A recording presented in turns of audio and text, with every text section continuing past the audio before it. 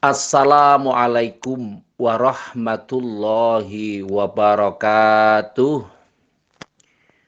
Bismillahirrahmanirrahim. Pentingnya kita berkait dengan dunia itu adalah untuk menghindari hal-hal yang kurang tepat. Maka kalau kita ingin membahagiakan hidup kita di dunia, maka capaian utamanya adalah ilmu. Karena ketika kita menguasai ilmu, maka semuanya akan menjadi lebih mudah dan bisa menjadi lebih baik.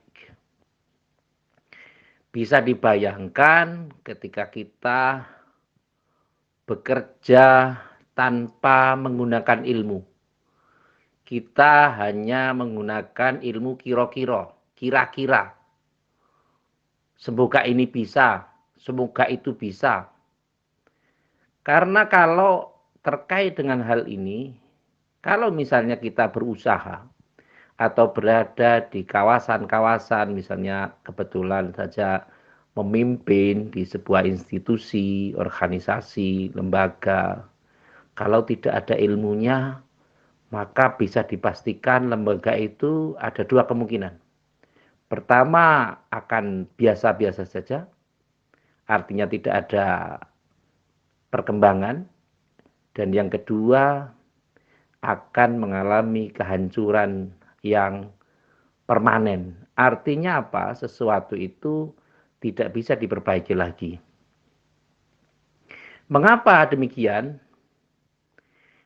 Umat Islam sebagai umat yang mayoritas mestinya tidak a priori terhadap ilmu politik, terhadap a priori terhadap ilmu pemerintahan, tidak a priori atau tidak apatis terhadap ilmu-ilmu yang kaitannya dengan dunia. Karena apabila kita mampu menguasai ilmu-ilmu itu, misalnya ilmu tentang pertanian, bagaimana tentang ilmu kedokteran, tidak apa-apa, tentu kita akan bisa memberikan sumbangsih yang besar, nyata dan konkret terhadap perkembangan-perkembangan yang ada di kawasan kita masing-masing. Kalau kita menjadi petugas IT misalnya, orang yang menjadi petugas IT ini tentu akan bisa memberikan yang terbaik. Oh, ini adalah channel-channel yang tidak manfaat. Oh, ini yang bermanfaat. Oh, ini informasi-informasi yang tidak benar. Oh, ini penghasutan. Oh, ini dan sebagainya dan sebagainya. Kalau memang itu negatif, kalau kita memang sebagai muslim tentu akan bisa membedakan. Karena dunia ini akan baik-baik saja ketika pelaksana hal itu bisa dengan ilmu.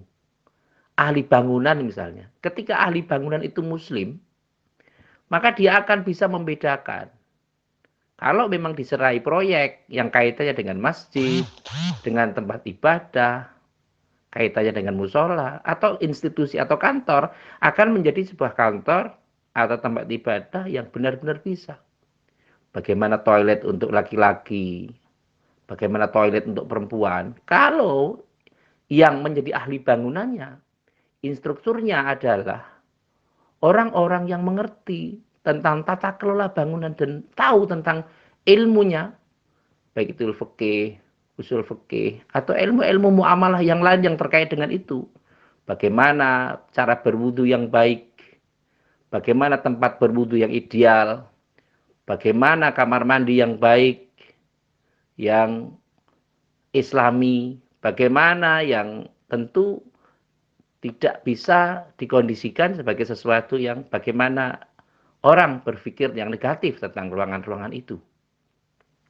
Itu diperlukan sebuah kapasitas.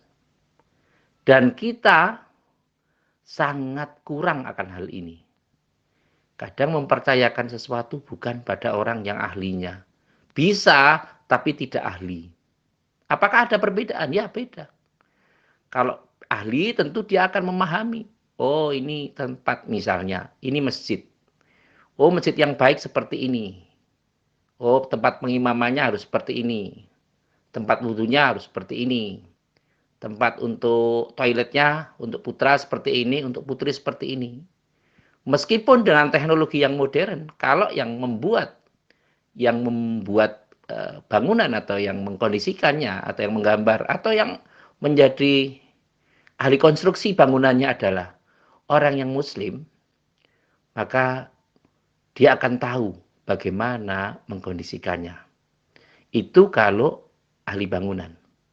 Kalau ahli yang pertanian, tentu orang-orang yang bisa menggabungkan genetik tumbuhan yang bisa menjadikan satu kondisi bagaimana supaya tanaman-tanaman itu bisa lebih baik, bisa menghasilkan sesuatu yang lebih banyak tanpa harus menggunakan pupuk-pupuk yang haram misalnya, babi atau hal-hal lain yang kira-kira umat Islam sendiri tidak boleh untuk memakannya. Kalau petani-petani kita paham terhadap ilmu-ilmu tentang pertanian, yang kaitannya bagaimana tentang memodifikasi tanaman, bagaimana menggabung-gabungkan genetika tumbuhan itu dalam sebuah kondisi, maka tentu kita akan betul-betul mendapatkan sesuatu yang halal. Tidak hanya halal, tapi thayyiban. Halal dan baik. Maka kalau kita menghadapi orang-orang yang profesional, tapi muslim, dilalah ahli masjidnya, tukang bangunannya hafal Quran, hafal hadis, ngerti tentang fikih, ngerti tentang hukum-hukumnya, itu mereka akan lebih berhati-hati. Termasuk juga masjid, termasuk juga tempat-tempat ibadah yang lain. Misalnya kedokteran, vaksin misalnya.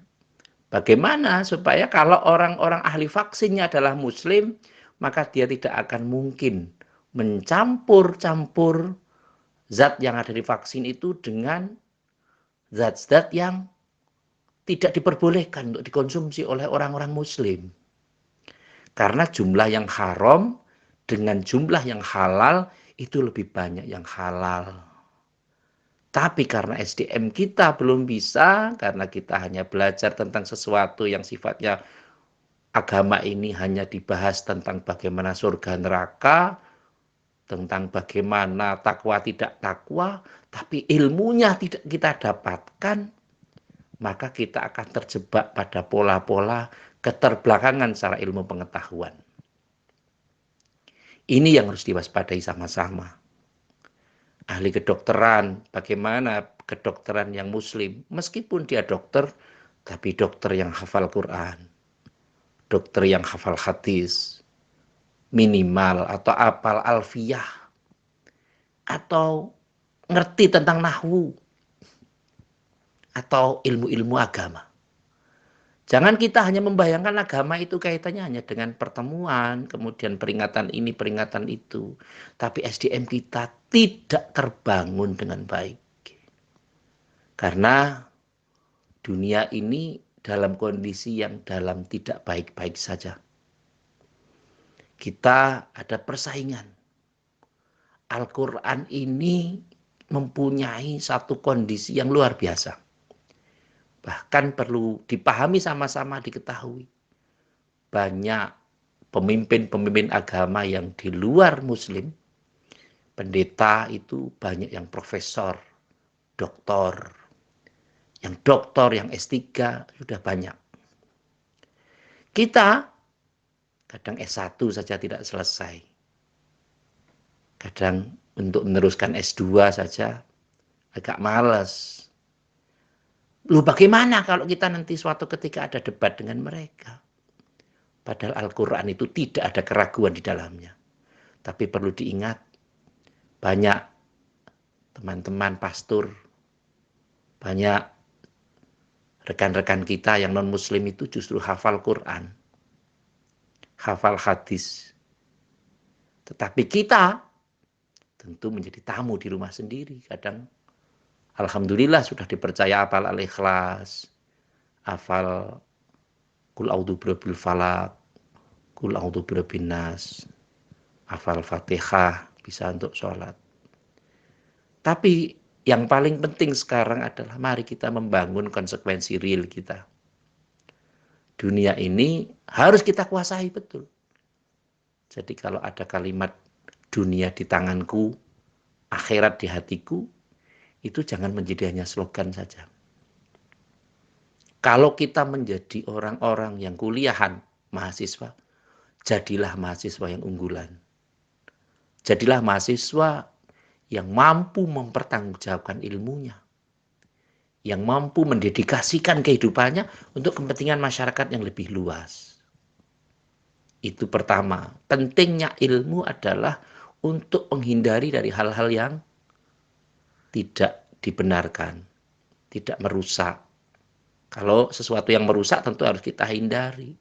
Man ra'am minkum mungkaran falyughayyirhu biyadihi. Ini kebetulan saya mengikuti saran dari beberapa rekan untuk saya menggunakan bahasa Arab. Sebenarnya kalau kita lihat kemungkaran, maka ubahlah dengan tanganmu. Loh, bagaimana kita mau mengubah? Bagaimana kita tahu kalau itu mungkar, kalau kita tidak tahu ilmunya? Dalam bahasa sekarang tidak tahu tatibnya. Ada payung hukumnya apa enggak? Ada dalilnya apa tidak? Kalau dengan kekuatan kita tidak mampu, ya dengan lisan saja.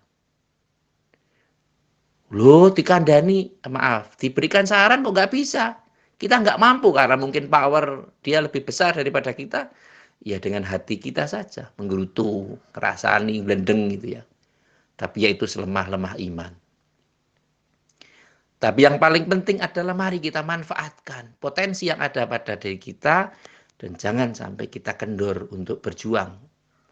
Untuk menegakkan tauhid, la ilaha illallah semampu kita.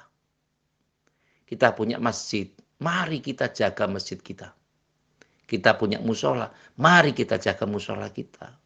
Mari kita makmurkan. Kalau tidak bisa memakmurkan, ya jangan bikin ricuh. Jangan bikin sesuatu yang membuat orang jadi tidak ada bedanya antara masjid dan bukan masjid. Ini masjid apa swalayan ya? Kenapa? Kok masjid untuk dodol? Nggak boleh. Untuk dagangan nggak boleh. Masjid itu fungsinya adalah untuk membangun diri, membangun kondisi, membangun masyarakat, dan tidak untuk pencitraan. Untuk pencitraan, untuk masjid dan musola tidak boleh. Tapi untuk membangun peradaban, ya itulah tempatnya. Sebagaimana pondok pesantren adalah tempat peradaban. Maka mari kita fungsikan masjid sebagaimana masjid. Mari kita fungsikan balai desa sebagaimana balai desa. Mari kita fungsikan kabupaten sebagaimana kabupaten. Tidak sebaliknya. Mendekatkan diri pada masyarakat, caranya berbagai hal. Kalau ulama ya dengan ilmunya. Kalau umarok ya dengan aturannya. Agniya dengan hartanya. Fuqaha ya dengan ilmunya juga. Tetapi kalau fuqara dengan kesabarannya. Pengertian-pengertian ini kadang sudah mulai hilang dalam hidupan kita. Kita hanya sering memanfaatkan fasilitas. Tapi upayakan kita semua harus mengerti bahwa hidup kita ini bukan karena fasilitas. Upayakan memfasilitasi. Bagaimana supaya kita bisa memfasilitasi masyarakat menjadi lebih baik. Masjid menjadi sarana dakwah dan bukan sarana yang lain. Kalau ada sesuatu yang kaitannya dengan pengajian, kaitannya dengan bagaimana, ya kaitannya dengan masjid. Intelektual, ada basul masail, ya masjid kondisinya. Tapi bukan untuk hal-hal yang lain. Inilah yang perlu kita pahami sama-sama. Bahwa kondisi ini kita memang harus meningkatkan SDM kita. Kita tidak boleh berdiam diri dengan aturan-aturan yang ada. Tidak boleh merasa nyaman dengan kondisi yang sudah ada. tapi meningkatkan kualifikasi jauh lebih dibutuhkan, jauh lebih dipentingkan. Terutama untuk kader-kader bangsa, untuk para alim, para ulama, para kiai. Baik kiai, tidak ada istilah kiai desa, kiai kutho, tidak ada. Hanya masalahnya mereka sudah dikenal atau belum. Dan kita sebagai orang Islam harus saling mewasiatkan, harus saling menasihati, saling memperingatkan untuk bisa menjadi lebih baik. Kalau ada umarok yang tidak paham terhadap agama, ya kita tegur, kita tanyakan. Apa maksudnya ini? Bagaimana bisa terjadi seperti ini? Maunya apa? Kalau ada aturan-aturan yang menyimpang, mari kita kondisikan, kita bahas. Kalau ada friksi-friksi, ada ganjalan-ganjalan kaitannya dengan mungkin permasalahan belum selesai, cepat segera diselesaikan. Tanggap darurat itu penting. Unit reaksi cepat dalam proses ini penting. Para alim, para ulama, tokoh agama, tokoh budaya perlu menyatukan visi. Jangan membuat aturan-aturan, jangan membuat kondisi yang mengaburkan nilai. Ini korupsi apa bukan ya? Oh, kayaknya bukan. Kalau memang bukan korupsi, ya kita sampaikan ini bukan korupsi. Pak, tapi kan menimbun, Pak. Untuk kepentingan tahun depan misalnya. Loh, kalau kondisi seperti itu apa namanya? Ya menimbun saja. Loh, sebentar. Lah menimbun itu kan sendiri ada bahan makanan. Kita sendiri sudah masih kekurangan. Beras sudah mulai perangkak mahal. Kita sukanya beli barang-barang produk dari luar negeri. Kita punya UMKM, tapi tidak dipertimbangkan. Orang Islam punya organisasi, tapi tidak dimanfaatkan. Kita punya masjid, tapi tidak dioptimalkan. Khawatirnya salah fungsi. Masjid itu adalah basis dari peradaban. Bagus tidaknya masyarakat, itu cerminannya adalah masjid. Maka monggo kita bersama berawal dari masjid. Dan ingat dalam proses ini, kita sama-sama untuk beribadah, sama-sama untuk bagaimana kita belajar untuk memahami ilmu, tanpa kita melukai satu dengan yang lain. Rukun satu dengan yang lain. Merangkul teman-teman kita yang tidak sepakat, itu perlu dilakukan. Agar kita mampu memberikan contoh yang baik. Jangan yang tidak disepakati, kita tinggalkan. Mereka yang tidak sepakat kita tinggalkan, mereka yang sepakat kita rangkul. Netralitas kita dipertanyakan ketika ada modal seperti itu. Maka yang paling penting adalah utamakan ilmu dalam beramal. Al-ilmu imamun amal. Ilmu itu sebagai imamnya amal. Jadi kalau kita beramal, apapun kegiatan yang kita lakukan, tanyakan dulu. Kalau dalam bahasa undang-undang ada aturannya apa tidak? Dalam bahasa agama ada dalilnya apa tidak? Kanjeng Nabi pernah mencontohkan atau tidak? Atau sahabat pernah mencontohkan atau tidak? Ini namanya sunnah apa? Sunnah takririyah, sunnah fi'liyah, apa namanya? Jadi harus ditanyakan betul. Supaya apa? Supaya masyarakat kita paham bahwa kita tidak berjalan dengan sesuatu yang tidak pas. Yang terakhir, seperti biasa, mari kita mendoakan pada diri kita, saudara-saudara kita, teman-teman kita yang sekarang mungkin sedang berusaha untuk memperbaiki hidupnya. Semoga kelak di kemudian hari mereka bisa lebih baik. Dan mereka yang terkondisi, mungkin secara urusan mereka belum selesai, semoga Allah segera menyelesaikannya. Amin, Allahumma amin. Terima kasih kepada semua pihak yang telah membantu terselenggaranya acara ini. Semoga apa yang kita lakukan untuk kebaikan semuanya bisa menjadi lebih baik. Terima kasih atas segala perhatian dan mohon maaf atas segala kekurangan. Saya akhiri, wallahul muwafiq ila aqwamit thoriq. Wassalamualaikum warahmatullahi wabarakatuh.